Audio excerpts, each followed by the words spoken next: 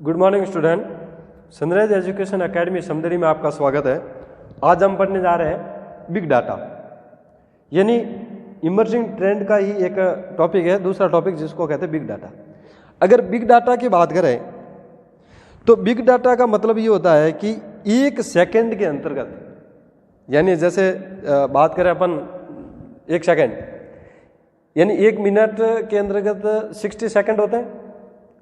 उन 60 सेकंड के अंतर्गत या एक सेकंड के अंतर्गत या एक मिनट के अंतर्गत अगर बात करें तो उसके अंतर्गत काफी मात्रा के अंतर्गत हमें डाटा प्राप्त हो जाते हैं।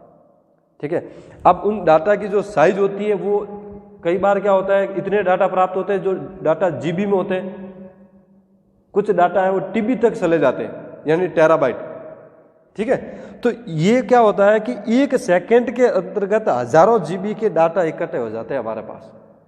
ठीक है, अब आपको पता है कि जब हजारों जीबी के डाटा जो इकट्ठे होंगे तो हमने फर्स्ट चैप्टर के अंतर्गत ये पढ़ा था कि 1024 जीबी इक्वल टू 1 टीबी। तो एक सेकंड के अंतर्गत हमारे पास हजारों डाटा इकट्ठे हो जाएंगे।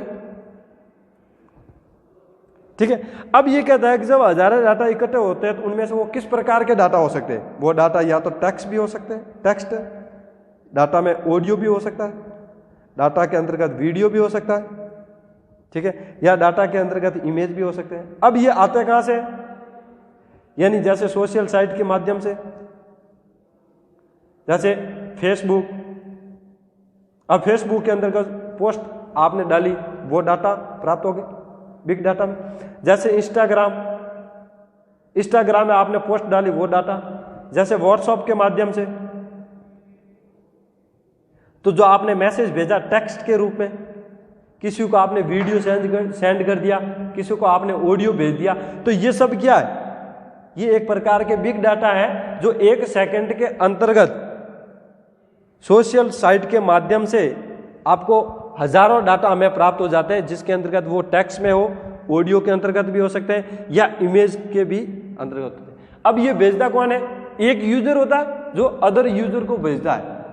ठीक है नहीं, यानी यूजर सेंड इंफॉर्मेशन टू, या फिर send information user to another user, यानी एक यूजर से दूसरी यूजर को सूचनाओं को आदान प्रदान करना।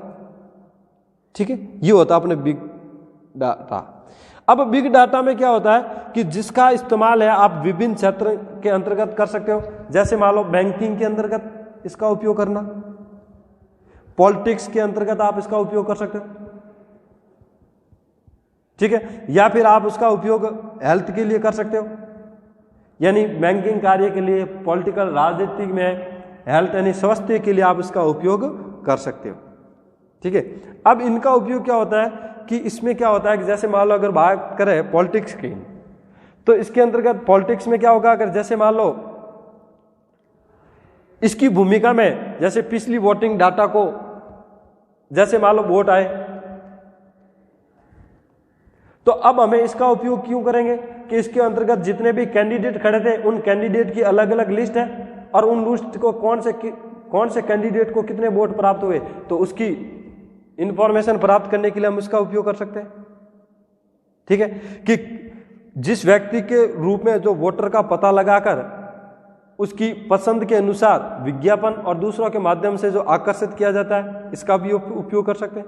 या फिर जैसे पिछले साल की जो वोटिंग हुई थी उन वोटों को साझा कर सकते हैं अपन। ठीक है, अब अगर बात करें बैंक की, तो बैंक में क्या होता है कि बैंक का जो सीधा तौर पे कस्टमर के साथ फाइनेंशियल डाटा पहुंच रही है। ठीक है नहीं, जैसे मान लो आपका अकाउंट किसी बैंक के अंतर्गत है, तो ये बिग इन डाटा के माध्यम से जो आपको, जैसे जो बैंक वाला है वो बैंक वाला आपको इंफॉर्मेशन सेंड कर रहा है, यानी बैंक वाला क्या कर रहा है, किसी बैंक के अंतर्गत आपका अकाउंट है तो वो बैंक वाला क्या करेगा, आपको इंफॉर्मेशन सेंड करेगा।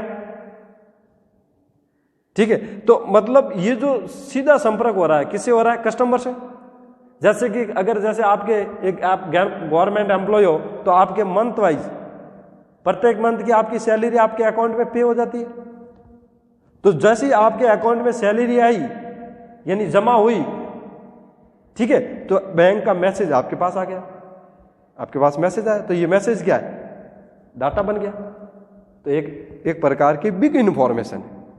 ठीक है, फिर अगर बात करें स्वास्थ्य के क्षेत्र में, तो जैसे हेल्थ के क्षेत्र में, तो इसके अंतर्गत क्या होता है कि लाखों मरीज आते हैं। जैसे आप कहीं आजकल देख लो कंप्यूटराइज सिस्टम हो गया, हॉस्पिटल जाते हो 10 रुपए की पर्ची कटवाते हो। ठीक है, तो ये क्या है, यानी उन सभी लाखों मरीजों की इंफॉर्मेशन को एक साथ इकट्ठा करके रखा जाता है। जैसे कि कई प्रकार के कई मरीज होते हैं जिसमें आपको आसानी से उनकी जानकारी आपको प्राप्त हो जाती है कि कौन सा मरीज कितने तारीख को आया था और उसको किस प्रकार का ट्रीटमेंट हमें दिया, या हमने उसको किस प्रकार का ट्रीटमेंट दिया। तो ये होता है। तो अब आप उसको समझने के लिए एक मैं आपको डायग्राम बता रहा हूं, वो डायग्राम बस ध्यान से देखो। उसके अंतर्गत पहले आप ये देखो कि ये बता रहा है कि in 60 second there is many data are generate. एक 60 सेकेंड के अंदर बहुत से डाटा जनरेट हो सकते हैं। यानी ये देखो 204 मिलियन ईमेल सेंड होती है, 2.4 मिलियन के अंदर आप कुछ वेबसाइट के माध्यम से सर्च कर सकते हो। आप इसके अंतर्गत 46,200 पोस्ट अपलोड करते हो। ठीक है, कुछ होता है 2.78 मिलियन वीडियो व्यू करते हो। तो ये सारी की सारी जो इंफॉर्मेशन है ये बिग डाटा के अंतर्गत आ गई, जिसका ये कहता है कि 1 मिनट के अंतर्गत आप लाखों जीबी के माध्यम से या हजारों जीबी आप अपलोड हो जाते हैं इनके द्वारा। ठीक है, तो ये होता है सोर्स ऑफ बिग डाटा, यानी ये बिग डाटा के सोर्स है कि किस प्रकार से हमें सोर्स। जैसे इसमें देखो आप व्हाट्सएप के माध्यम से अगर आप देखना चाहो तो 44.4 मिलियन मैसेज सेंड होते हैं सिर्फ एक 60 सेकंड के अंतर्गत या 1 मिनट के अंतर्गत। ठीक है, तो अब बिग डाटा के बारे में पढ़ते हैं। और ज्यादातर जो बिग डाटा होते हैं वो आपको कहां से आएंगे, प्राप्त होंगे मोबाइल से, स्मार्टफोन से। क्यों कि हर किसी के पास कंप्यूटर तो संभव है नहीं, सबके पास मोबाइल। तो ज्यादातर जो बिग डाटा जो आ रहे हैं वो ज्यादातर आपको स्मार्टफोन के माध्यम से ही मिलेंगे। तो देखो, with technology making and inroad into almost every sphere of our lives, data is being produced at a outstanding rate. Today there are over a billion internet users and majority of the world web traffic is coming from smartphones। यानी अगर प्रौद्योगिकी बनाने या हमारे जीवन के लगभग किसी क्षेत्र को देखा जाए, जैसे अगर आप हॉस्पिटल जा रहे हो, एक एग्जाम्पल के तौर पे आप हॉस्पिटल गए, कहाँ गए आप, हॉस्पिटल चले जाओ, कंप्यूटर अवेलेबल है। आप रेलवे स्टेशन जाओ, कंप्यूटर अवेलेबल है। हॉस्पिटल में जो पर्ची काट रहे हैं इससे क्या होता है कि मरीजों का डाटा आपके पास रखेगा। रेलवे में जो टिकट आपको ऑनलाइन दी जा रही है उसमें यह पता लग जाएगा कि कौन सा व्यक्ति है यात्रा कर रहा है या ट्रैवलिंग कर रहा है, तो वो कहां से कहां तक जाएगा, तो उसकी इंफॉर्मेशन उनके पास होगी। तो मतलब ये कह रहा है कि लगभग आप किसी भी क्षेत्र के अंतर्गत घुस जाओ, उन सभी के साथ आपको इस प्रकार की जो बिग डाटा है वो साझा करने ही पड़ेंगे। ठीक है, जिसके अंतर्गत ये कहा गया कि आजकल अगर देखा जाए, ठीक है, तो जिसके अंतर्गत आज 1 अरब से अधिक इंटरनेट उपयोग करता है हमारे इस वर्ल्ड के अंदर देखा जाए तो 1 करोड़ 1 अरब से अधिक इंटरनेट उपयोग करता है, जो दुनिया के अधिकांश वेब ट्रैफिक स्मार्टफोन से आ रहे हैं। तो ज्यादातर यूजर हैं वो सब इंटरनेट के यूजर हैं। यानी हर आप जैसे अगर भारत की जनसंख्या की बात करें तो भारत के अंतर्गत जनसंख्या कितनी, 121.9 करोड़। इनमें से अगर देखा भी जाए तो कम से कम 100 करोड़ लोग ऐसे हैं जिनके पास स्मार्टफोन है, और इन जिसके पास स्मार्टफोन है वो लगभग हर व्यक्ति इंटरनेट यूज कर रहा है।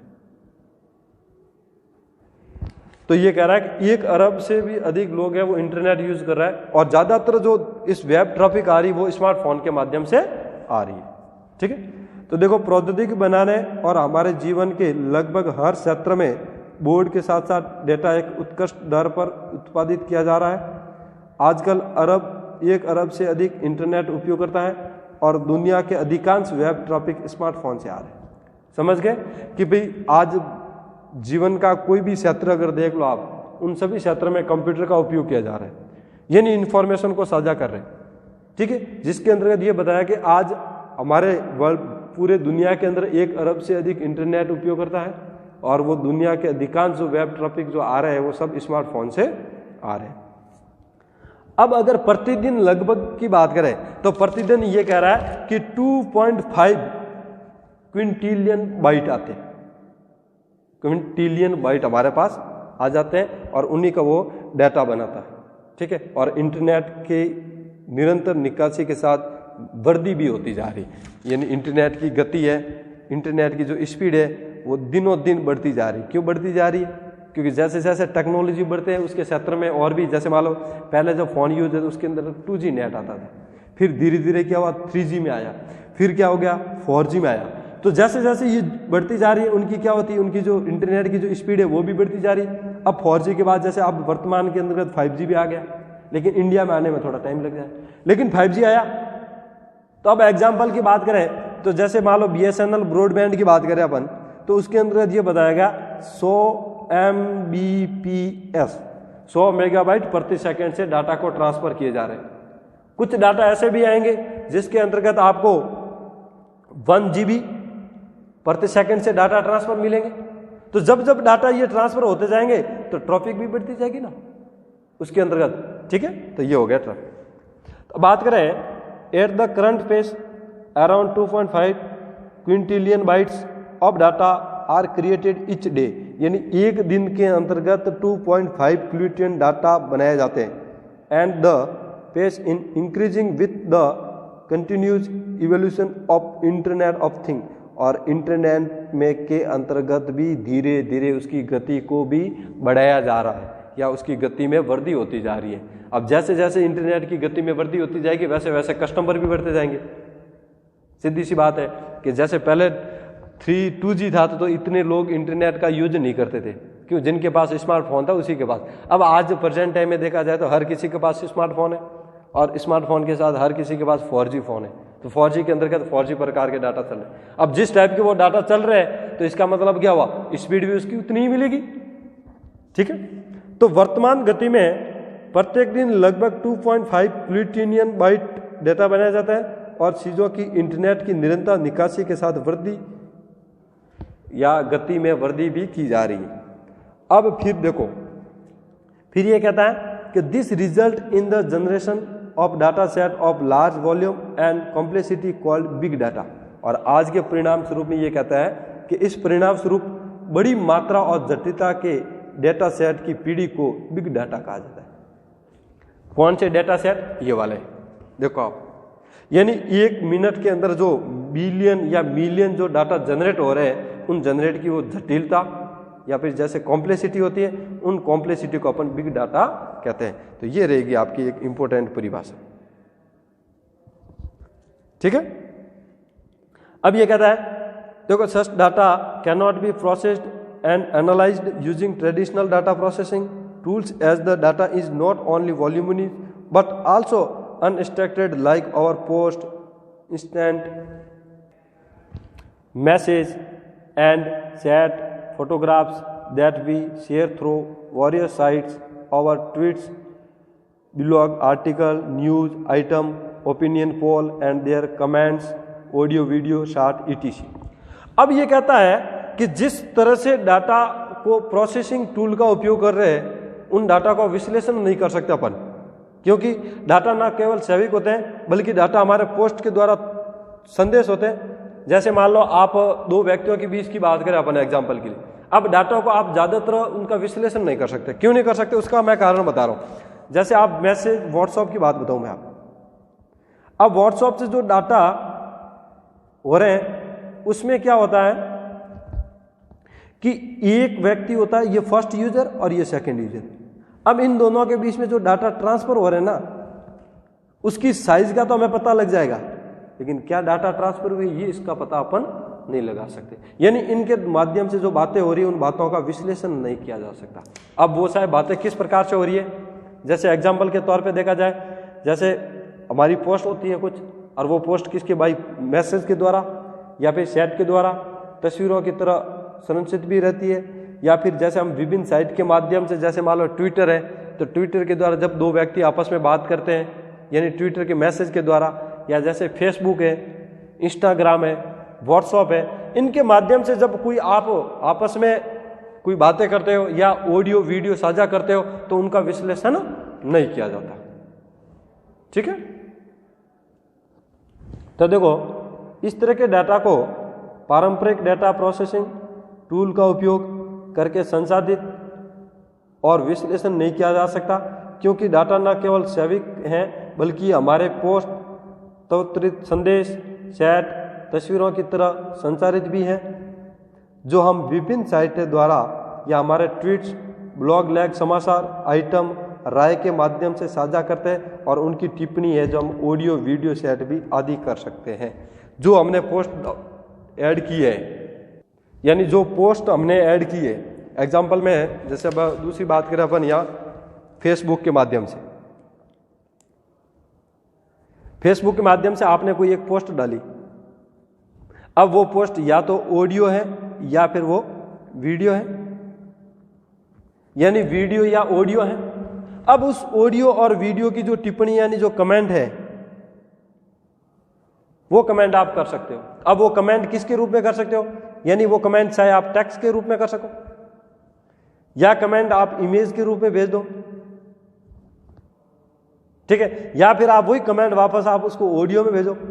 तो इस प्रकार से ये जो आप डाटा ट्रांसफर कर रहे हो तो ये क्या हो रहा है, 1 सेकेंड या 1 मिनट के अंदर जो डाटा आप यहाँ अपलोड कर रहे हैं, अपलोड करने के साथ उनके जो कमेंट आ रहे हैं, ठीक है, कमेंट में क्या होता है, एक दूसरे आपस में देख रहे हैं, शेयर कर रहे हैं, ठीक है। तो ये जो कमेंट है वो सब एक प्रकार के बिग डाटा कहलाते हैं। या कमेंट है या जो पोस्टें अपलोड की जा रही है, फेसबुक के माध्यम से भी पोस्टें अपलोड होती है, कुछ पोस्ट है वो इंस्टाग्राम के माध्यम से अपलोड होती है। तो इस प्रकार की ये जो पोस्टें अपलोड हो रही है, कुछ डाटा आ रहे हैं, कुछ डाटा जा रहे हैं, तो इन सभी की कैलकुलेशन करके हमें पता लग गया कि 60 सेकंड के अंतर्गत कितने 60 सेकंड यानी 1 मिनट के अंतर्गत many data are generated, many data are generated, यानी सिर्फ 1 मिनट के अंतर्गत आपको हजारों जीबी डाटा एक साथ इकट्ठे हो जाएंगे। अब वो डाटा आपको किसके माध्यम से मिल रहा है, यानी कुछ लोग हैं वो ऐप डाउनलोड कर रहे हैं, कुछ है व्हाट्सएप से मैसेज कर रहे हैं, कुछ क्या कर रहे हैं, जैसे मान लो यूट्यूब के चैनल के माध्यम से वीडियो देख रहे हैं, कुछ इंस्टाग्राम चला रहे हैं, कुछ फेसबुक चला रहे हैं, कुछ है वेबसाइट को सर्च कर रहे हैं, यानी किसके माध्यम से, सर्च इंजन के माध्यम से। तो ये सब के सब क्या है, एक प्रकार के बिग डाटा, ठीक है। इन बिग डाटा जब 1 मिनट के अंतर्गत जो साइज हमारे पास इकट्ठी हो जाती है, उन साइज का हम एक एनालाइजेशन या कैलकुलेशन करते हैं, और कैलकुलेशन करके हमें पता लगता है कि हमारे पास किस 1 मिनट के अंतर्गत कितने डाटा इकट्ठे हुए हैं, ठीक है। अब कुछ क्या होते हैं, जैसे मान लो वीडियो कॉल करना, स्नैप क्रेडिट करते हैं, बहुत सारे कई प्रकार के, जैसे अगर मैंने आपको 204 मिलियन मेल है वो ट्रांसफर हो जाती है। अपने आप मेल का उपयोग कम करते, ज्यादातर व्हाट्सएप का उपयोग करते हैं, और मेल का उपयोग ज्यादातर है वो डॉक्यूमेंट को सेंड करने के लिए करते हैं, ठीक है। तो अब बिग डाटा का उपयोग आप समझ गए कि इसके अंतर्गत क्या होता है और क्या नहीं होता। आज के प्रेजेंट टाइम में देखा जाए तो इसके अंतर्गत पाया गया कि जो डाटा का जो सेट होता है, जो बड़ी मात्रा में हमारे पास इकट्ठा होता है, उन डाटा के सेट को अपन क्या कहते हैं, बिग डाटा कहते हैं। फिर उसके अंतर्गत हमें यह देखा गया उसके कुछ अनस्ट्रक्चर्ड होते हैं, जैसे इसके अंदर पोस्ट होती है, मैसेज होती है, ये डाटा है। कुछ प्रकार के जैसे आप पोस्ट कर रहे हो, अपलोड कर रहे हो, तो ये भी एक डाटा है। यूट्यूब पे आप वीडियो देख रहे हो तो क्या है, डाटा है, क्योंकि आप यूट्यूब पे जब वीडियो देखोगे तो आपके फोन में जो MB होगी वो जाएगी, तो वो सब एक जगह जाके इकट्ठे होगी, यानी पोस्ट अपलोड की तो उसकी एमबी गई, वीडियो अपलोड किया उसकी एमबी गई, वीडियो देख रहे उसकी एमबी गई, आपने मैसेज भेजा उसकी गई, ठीक है, आपने जैसे पोस्ट देखी उसकी गई। तो मतलब इस प्रकार से आपने ईमेल भेजा उसकी गई, आपने कुछ ऐप डाउनलोड किया तो उसकी एमबी गई, तो वो सब एक जगह इकट्ठे होकर उस पर पता लगा दिया जाता है कि 1 सेकंड के अंतर्गत कितनी जीबी का ट्रांसफर हो रहा है या आदान प्रदान हो रहा है, ठीक है। तो ये होते हैं बिग डाटा। अब बिग डाटा की कुछ विशेषताएं उनके बारे में पढ़ते हैं। देखो इसमें आता है characteristics of big data, big data की कोई विशेषता, उसमें से सबसे पहला आता है वॉल्यूम। वॉल्यूम का मतलब होता है कि एक डाटा सेट इतने बड़े आकार का होता है जिसके अंतर्गत क्या होता है, एक टूल लगा होता है जिसमें क्या होता है DBMS यानी डाटाबेस मैनेजमेंट सिस्टम, जिसके साथ संसाधित करना बड़ा मुश्किल हो जाता है और उसी को अपन बिग डाटा कहते हैं, ठीक है। तो देखो दे रखा है कि if a particular data set is of such large size that it is difficult to process it with the traditional DBMS tool, it can be termed a big data। यानी ये कहता है कि एक पर्टिकुलर होता है जिसके अंतर्गत ये बता डाटा साइज है, उसकी साइज कैसे होगी, लार्ज साइज है, ठीक है। फिर ये कहता है difficult to process it with traditional, और उसका जो डिफिकल्ट है उसकी जो प्रक्रिया है वो बड़ी कठिन है, लेकिन ये कहता है कि विथ ट्रेडिशनल एक टूल लगाया गया, एक अन्य टूल अलग से, जिसका नाम है DBMS database management system, it can be term a big data. और एक ट्रेडिशनल टूल होता है जिसमें ये कहता है कि जो इसका पर्टिकुलर जो डाटा के जो सेट होते हैं, आपको पता है कि जो डाटा है वो आपको 1 सेकेंड 1 मिनट के अंदर हजारों GB मिल रही है, ठीक है। उन हजारों GB को एक साथ तो संसाधित नहीं कर सकते, इसलिए ये कहता है कि जो डाटा सेट का जो प्रोसेसर है वो डिफिकल्ट होता है, इसलिए एक यहाँ पर ट्रेडिशनल टूल लगाया गया जिसका नाम है डाटाबेस मैनेजमेंट सिस्टम, ठीक है। ये काम करेगा उन सभी डाटाओं को मैनेज करना या उन सभी डाटाओं को कंट्रोल करने का जो कार्य है वो डाटाबेस मैनेजमेंट सिस्टम के द्वारा किया जाएगा, ठीक है।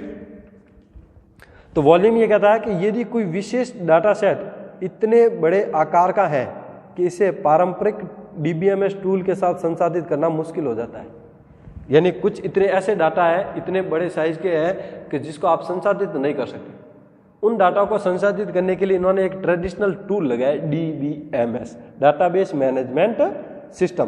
तो इससे अपन कहते हैं इस बिग डाटा कहा जाता है।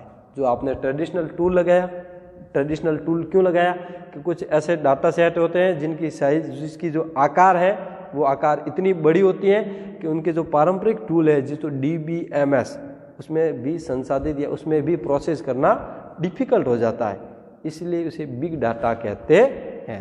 अब आता है वेलोसिटी या फिर स्पीड, यानी वेलोसिटी और स्पीड। बात करें गति, अब गति का मतलब ये होता है कि ये स्पीड का पता लगाता है। स्पीड कैसे कि प्रति सेकंड के अंतर्गत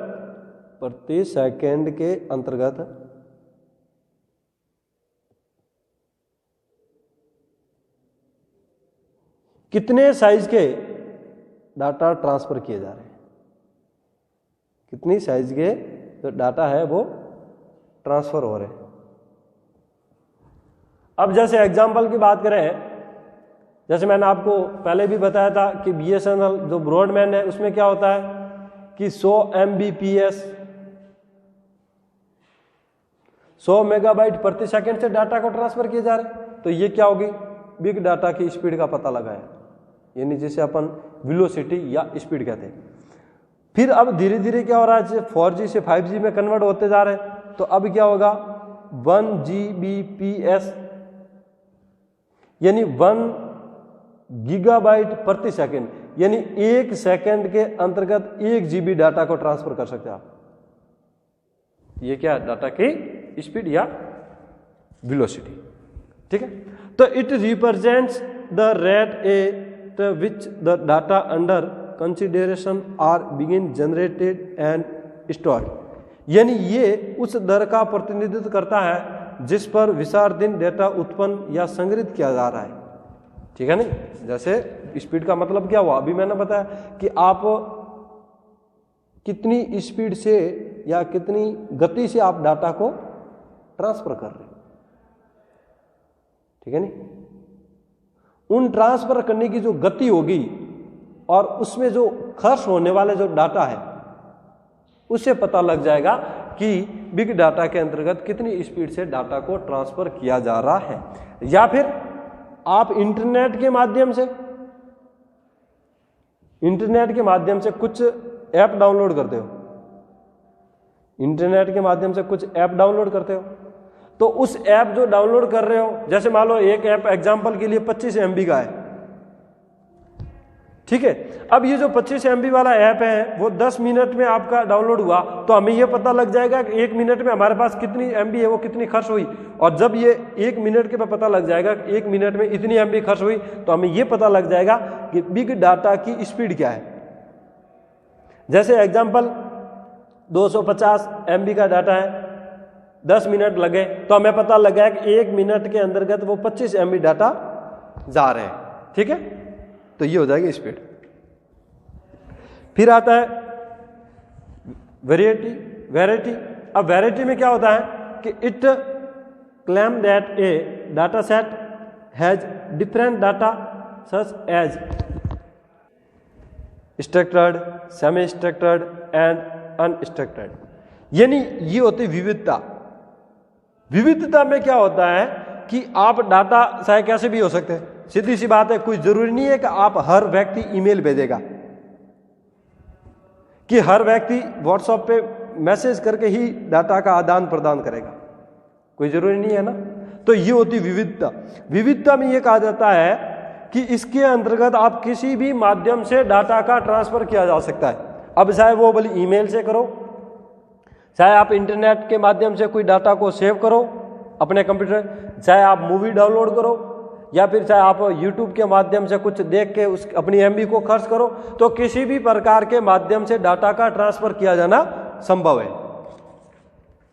ठीक है, तो ये दावा करता है कि एक डाटा सेट में संचरित, अर्धसंचरित या असंचरित जैसे अलग अलग डाटा होते हैं। तो इसमें पता लग गया कि विविधता के अंदर जो वैरायटी होती है उसके अंतर्गत हमें कई प्रकार के होते हैं, और उसके अंतर्गत आप जैसा चाहो वैसा उस प्रकार से अपन डाटा को ट्रांसफर कर सकते हैं।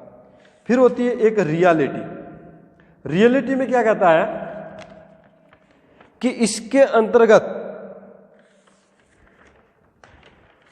जिस प्रकार से हमने डाटा स्टोर किए हैं उसकी वास्तविकता का हमें पता लग जाएगा। ठीक है, कैसे वास्तविकता का पता लगेगा कि जब डाटा आप सेव करते जा रहे हो, डाटा आपने सेव किया, तो सेव करने के बाद हमें पता लगा कि उसके अंतर्गत क्या है क्या नहीं है। या फिर आप जैसे कोई वीडियो है,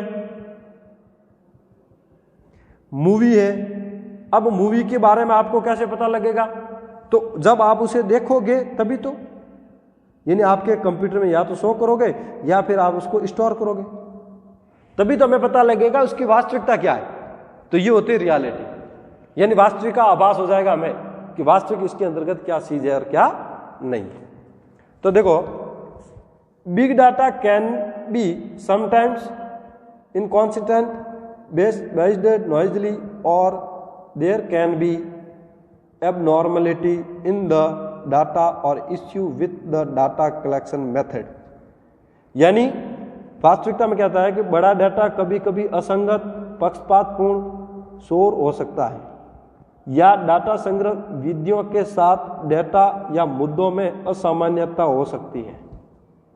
ठीक है नहीं, जो बिग डाटा होते हैं वो बिग डाटा ये कहता है कि कभी कभी क्या होते हैं, असंगत होते हैं। असंगत होने का मतलब मैं बता देता हूँ कि जैसे जब आप डाटा ट्रांसफर कर रहे हो यहां से यहां तक, ठीक है, अब आपके फोन के अंतर्गत 100 MB है,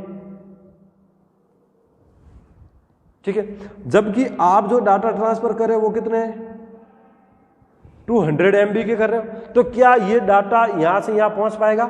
नहीं, असंगत हो जाएंगे, यानी डाटा क्या हो जाएगा, स्टॉप। अब उसके होने का कारण है वो हमें पता लग गया कि हमारे फोन के अंतर्गत 100 MB है, जबकि हम डाटा कर रहे हैं 200 MB के, तो क्या ये डाटा एक से दूसरे के पास पहुंचेगा? नहीं, हो सकता है ये बीच में ही रुक जाए। इन डाटा का वो कहते हैं ना पक्षपात पूर्ण रूप से रुक जाएगा। ठीक है। फिर जब डाटा संग्रहण की जो वीडियो के साथ जो डाटा के मुद्दे होते हैं वो असामान्य भी हो सकते हैं। ठीक है। फिर आता है वैल्यू। वैल्यू का मतलब हमें होता है कि जो डाटा आप ट्रांसफर कर रहे हो, नहीं जो डाटा होते हैं वो कुछ डाटा है वो आपके इंपॉर्टेंट भी हो सकते हैं। अब इंपॉर्टेंट डाटा कैसे?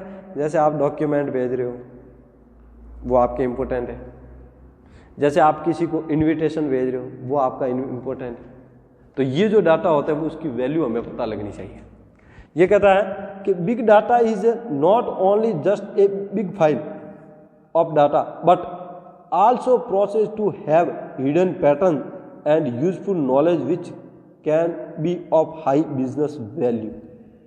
यानी डाटा न केवल कोई एक डाटा की कोई फाइल नहीं है, बल्कि इसके अंदर का जो एक हिडन पैटर्न होता है उसकी यूजफुल है वो, और उनका नॉलेज भी हमें पता होता है, जो एक क्या होता है हाई बिजनेस वैल्यू, जो एक उच्च व्यावसायिक मूल्य के भी हो सकते हैं।